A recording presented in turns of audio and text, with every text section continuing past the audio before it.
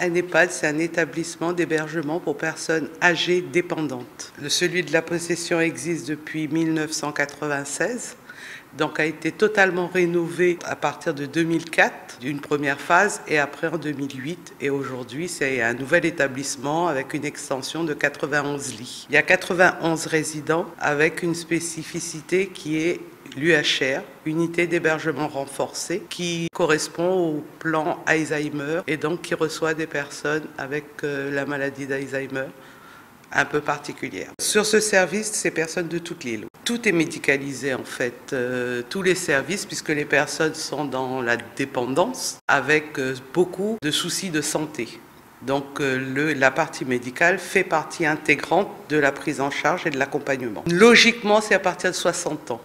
Donc après, il n'y a pas d'âge limite, mais il peut y avoir aussi des dérogations dans certaines pathologies, notamment la pathologie Alzheimer, où on peut descendre en dessous de 60 ans pour accueillir les personnes. La Fondation Père Faveron gère plusieurs établissements médico-sociaux qui sont répartis dans quasiment toute l'île de la Réunion, avec une moindre importance sur le nord, puisque d'autres grosses associations existent, mais principalement dans le sud, dans l'est et dans l'ouest, avec l'extension de ces activités par la création de l'établissement que nous allons ouvrir, dont les travaux vont bientôt démarrer sur le port. Pour le moment, nous sommes propriétaires de toutes les EHPAD que nous gérons. Nous en avons à Saint-Pierre, nous en avons à la Saline-des-Bains, à la Possession, et celle-là qui va s'ouvrir sur le port.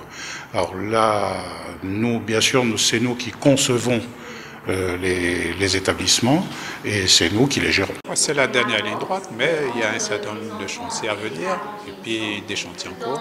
Pour ce qui concerne l'EHPAD, les travaux de terrassement ont déjà démarré et les travaux pour la réalisation du bâtiment, des abords, ces travaux vont se faire dans la foulée. En tout cas, la livraison de cet établissement, son ouverture est prévue pour fin 2015. Pour un investissement qui fait plus de 11 millions d'euros, c'est le temps qu'il faut pour mener à bien, dans les normes et dans le respect des obligations de la construction, de pouvoir faire ce bâtiment. Ça se situe sur l'avenue de la Commune de Paris, juste à côté du stade de Manès. Donc je pense que tous les Portois connaissent exactement le terrain qui fait l'objet aujourd'hui de travaux de terrassement pour pouvoir bien le situer. Le terrain fait 5800 m². C'est une superficie importante pour la plus petite commune de l'île, avec la densité de l'urbanisation. Pouvoir dégager 5800 m² dans le centre-ville, c'est un effort qui est fait pour notre municipalité, mais c'est un effort qui nous semble plus que justifié pour pouvoir accueillir les personnes âgées dépendantes qui ont beaucoup contribué à la réalisation de la commune et qui ont apporté leur pierre dans le développement et la construction de notre commune. Cette nouvelle EHPAD est située dans un environnement intéressant puisqu'il y a à proximité le collège Titan, le lycée Ginglo, un complexe sportif. De l'autre côté de la rue où va se faire l'EHPAD, il y a un espace boisé. Donc c'est un environnement intéressant et qui pourra accueillir dans de bonnes conditions cette EHPAD et l'accueil des personnes, des visiteurs, des parents qui viendront rendre visite à leurs proches. Ben, je pense que dans le chantier, ensuite au moment de l'ouverture, grâce à des clauses d'insertion par exemple pour la réalisation du bâtiment, et ensuite il y a des portois qui ont été intégrés dans les formations. Il y a 5 emplois d'avenir qui sont déjà intégrés dans les formations, de façon à ce que les portois puissent avoir la priorité sur les emplois qui ont été créés, bien évidemment en fonction de leur capacité et des postes qui vont être ouverts. Donc sur ce plan-là, en termes d'insertion, il y a déjà cet aspect-là, mais il y a aussi un aspect qu'il nous faudra développer, c'est l'ouverture de cet établissement dans le quartier avec les liens qui vont pouvoir être créés avec les établissements proches, avec les associations bien sûr, les associations de quartier, les associations de personnes âgées, de façon à ce que cet établissement, qui sera l'unique du genre au port, soit le mieux intégré et que la population de notre commune s'approprie ce bâtiment comme étant un élément de notre patrimoine. Nous avons des craintes aujourd'hui pour les personnes âgées à La Réunion. Pourquoi? Parce que déjà la vie a augmenté, elles touchent peu, elles vivent du minimum vieillesse, la vie est chère et elles vont aussi payer des impôts, les retraités, tous compris. Et puis il y a les économies qui sont demandées aux communes, au Conseil général, à la région et nous au Conseil général sur les personnes âgées. Il y a à apporter encore des moyens financiers parce que c'est notre compétence et nous avons très peur de la nouvelle loi qui arrive sur la dépendance. Les personnes âgées vieillissantes, celles qui peuvent rester chez elles, c'est-à-dire le maintien à domicile, elles gagnent l'APA payée par le Conseil général.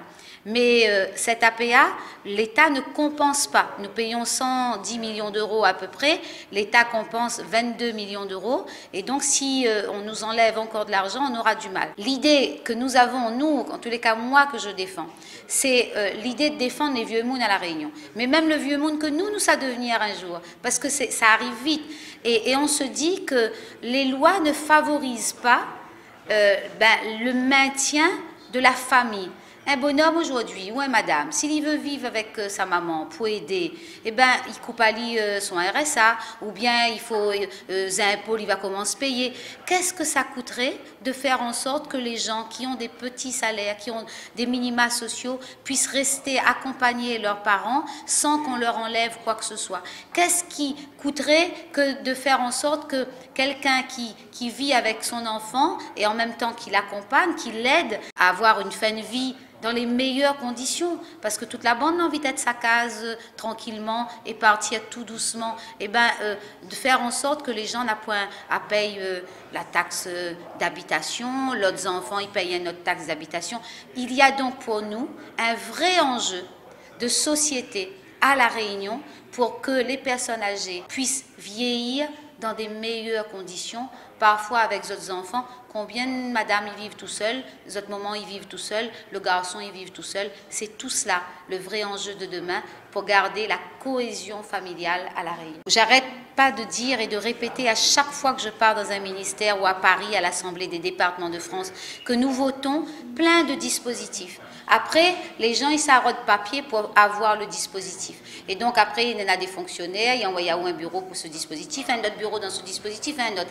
Alors qu'il faut gérer une personne humaine, il faut gérer une situation humaine. Quelqu'un qui a Alzheimer, parfois, il y a 6-7 personnes qui interviennent chez elle, différents organismes. Nous avons à trouver, en France, dans cette société française des droits de l'homme, une meilleure façon de concevoir l'aide humaine, l'accompagnement que nous avons à apporter à tous les publics, pas seulement les personnes âgées, les personnes porteuses de handicap, les enfants. Nous gérons des dispositifs, nous votons des lois qui s'accumulent les unes sur les autres, mais nous ne voyons plus les difficultés que nous mettons dans la vie des êtres humains.